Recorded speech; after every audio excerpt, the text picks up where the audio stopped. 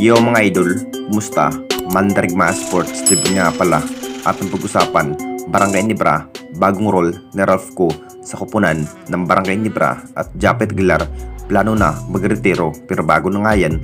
Kung bago ka lang sa aking channel, huwag mong kalimutan mag-subscribe at i-click ang notification bell para lagi kang updated sa tinitis upload pa natin. Pero ating talakayin, una natin pag-usapan. So ito na nga ang kinahihintay ng lahat na parang ganado nga lahat ang ating player ng Barangay Nibra na magpakitang gilas sa laban at lalo na nasa number 3 standing pat na nga ito. Sigurado pasok na nga ang kupunan ng Barangay Nibra na makapasok nga sa playoffs. Magandang plano pa rin ng bagong role sa bagong rookie nga na sa Ralph Ko mga idol. Nagmukhang racing star player na nga ito sa kupunan ng Barangay Nibra. Tudubuhat rin ang kanyang ipinakitang magandang laban sa bawat panalunan nga ng Barangay Nibra at lalo na sa Northport, Batamper. Nakapagtala na nga ito ng 23 points sa buong laban.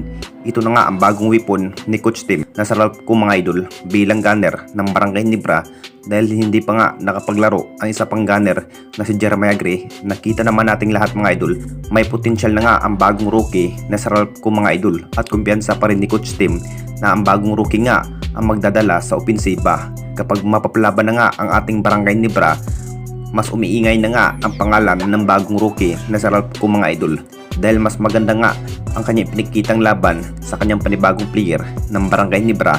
Baka ito na nga ang pag-asa ng Barangay Nibra na makuha nga ang kampiyonato sa Philippine Cup. Ito na siguro ang bagong player na mas mabibigyan nga ni Coach Tim ng mahabang playing time kaysa kay Bunpi Sumal at Jeremiah Gray at Raymond Aguilar.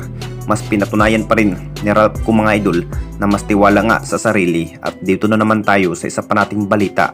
Japet Aguilar plano na magre-retiro sa kanyang kupunan ng Barangay Nibra. Alam naman nating lahat mga idol, may edad na nga ang big man ng Barangay Nibra na si Japet.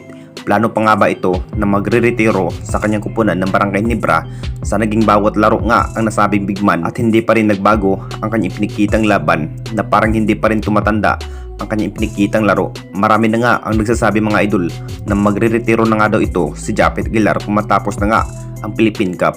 Alam na nating lahat kung anong kayang gawin ang isang Japet Aguilar. Masasabing lakas pa rin sa bindid area. Kung sakaling magre-retiro na nga ito, talagang hindi pa rin i-confirm ng Barangay Nibra. Mas kailangan pa rin ang isang Japet Aguilar ng Barangay Nibra.